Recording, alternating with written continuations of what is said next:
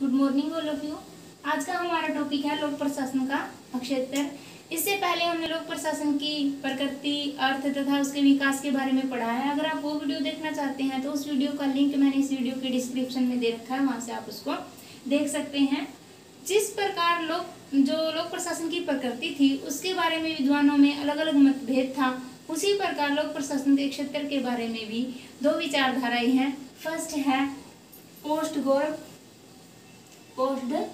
कौरव विचारधारा,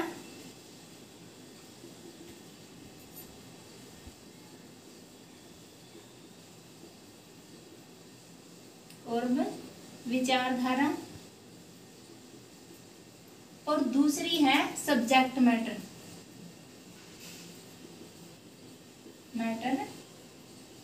व्यू,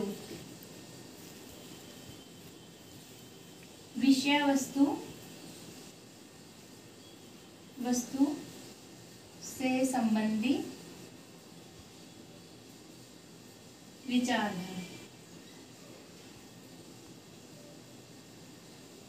जो पोस्ट कौरव विचारधारा है इसको परंपरागत विचारधारा भी कहा जाता है। परंपरागत विचारधारा संकुचित, क्योंकि यह लोक प्रशासन के संकुचित क्षेत्र का वर्णन करती है। संकुचित विचारधारा, प्रबंधकीय विचारधारा भी इसको कहा जाता है। इस विचारधारा के जो समर्थक थे विद्वान, वो कौन कौन से थे? लूथर गुलिक, हेनरी फयोल, उर्विक, एल.डी. वाइट,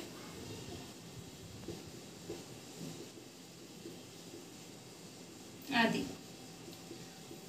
इनका मानना था कि जो लोक प्रशासन है उसके अंदर जो पोस्ट कौरव की जो क्रियाएं हैं वही लोक प्रशासन का अक्षेत्र है। इसके अंदर जो पोस्ट कौरव है अंग्रेजी भाषा के 7 शब्दों से मिलकर बना है। इसको किसने डिफाइन किया था? लूथर गुलिक ने मुख्य रूप से इसको डिफाइन किया था और इन सभी ने इसका समर्थन किया था। इसमें पी से बनता है जैसे प्लानिंग मतलब नियोजन,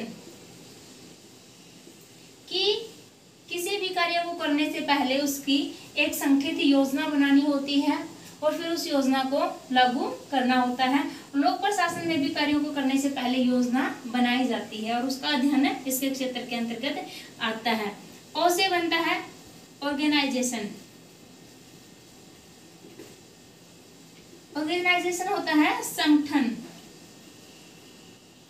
कि जो प्रशासकीय संगठन है वो किस प्रकार का है, स्ट्रक्चर है किस प्रकार का है, कर्मचारियों में कार्यों का विभाजन, उप विभाजन किस प्रकार से किया गया है, ये बहुत महत्वपूर्ण है। ऑर्गेनाइजेशन।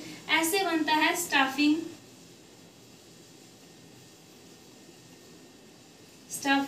कि कर्मचारी, जो कर्मचारियों की व्यवस्था की गई है वो किस प्रकार है, उनकी जो कर्मचारी कैसे हैं, क्योंकि प्रशासन है योग्य कर्मचारियों पर निर्भर करता है। कर्मचारियों की भर्ती, नियुक्ति, उनका प्रशिक्षण, इन चीजों का ध्यान भी लोक प्रशासन के क्षेत्र के अंतर्गत माना गया है।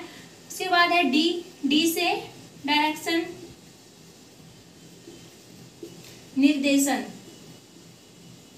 जो नियम कर्मचारी होते हैं अपने से जो उच्च कर्म अधिकारी होते हैं उनसे निर्देशन प्राप्त करके कार्यों को करते हैं। बिना निर्देशन के कोई भी कार्य संभव नहीं है। उसके बाद है सीओ से बनता है कोऑर्डिनेशन होता है समन्वय, तालमेल, कि कर्मचारियों में आपस में तालमेल है या नहीं, कार्यों में दोहराव को रोकने के लिए यह बहुत ही आवश्यक होता है और प्रशासन में समन्वय का होना आवश्यक है। इसका अध्ययन भी लोक प्रशासन के क्षेत्र के अंतर्गत माना गया है। उसके बाद है लास्ट है बी से बस्टिंग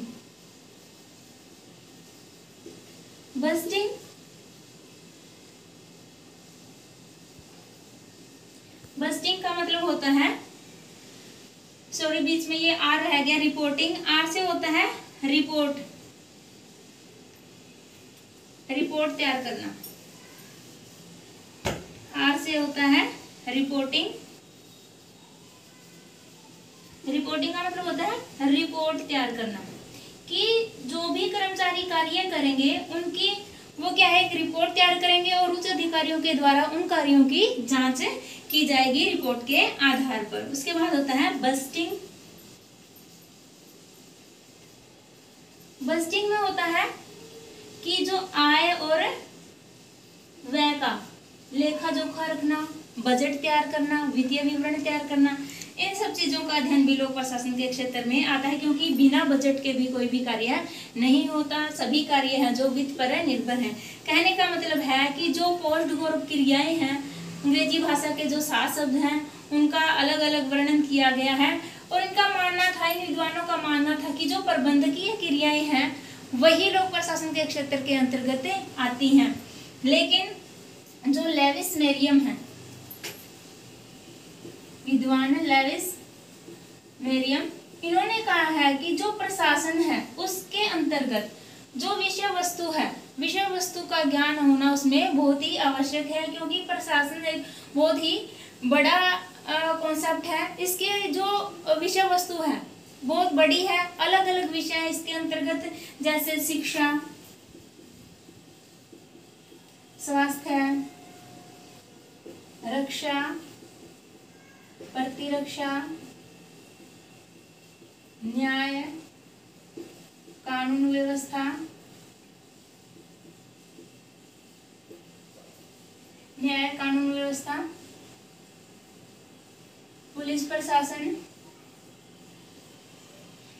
कृषि, और भी बहुत सारे विषय हैं। कहने का मतलब है कि जो लोक प्रशासन का जो क्षेत्र है, इन विषयों का ज्ञान होना जरूरी है। इस जो शिक्षा विभाग का संगठन है उसका जो संगठन है स्वास्थ्य विभाग से अलग है। पुलिस विभाग में किस प्रकार से जो अपराधी होते हैं उनको कैसे टैकल करना है, कैसे पकड़ना है, कैसे अपराधों को रोकना है, इन सब चीजों का उसमें ध्यान रखा जाता है, और उसके लिए उसकी विशेष तकनीकें होती हैं।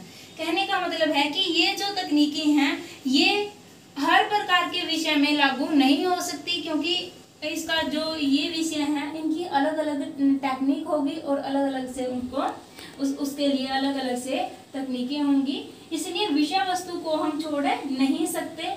विषय वस्तु का ज्ञान है इसमें बहुत आवश्यक है। और एक आधुनिक जो विचारधारा है इस लोक प्रशासन के क्षेत्र से संबंधित समाज शास्त्रीय तथा मनोवैज्ञानिक विचारधारा, समाज शास्त्रीय तथा मनोवैज्ञानिक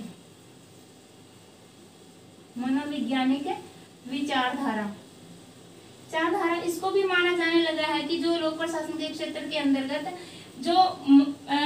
जो वातावरण है उसका अध्ययन भी इसके क्षेत्र के अंतर्गत आता है, कि किन परिस्थितियों में जो कर्मचारी हैं कार्य कर रहे हैं उनका मनोबल कैसा है, उच्च अधिकारियों के साथ उनके संबंध कैसे हैं, कार्य कर रहे हैं वहाँ का इन्वायरमेंट कैसा है, परिस्थितियाँ कैसी हैं, इन चीज़ों का भी अध्ययन है जो लोक प्रशासन के क्षेत्र के अंतर्गत आता है। आशा आपको वीडियो पसंद आया होगा। अगर वीडियो पसंद आए तो वीडियो को लाइक करें, शेयर करें तथा चैनल को सब्सक्राइब करें। धन्यवाद।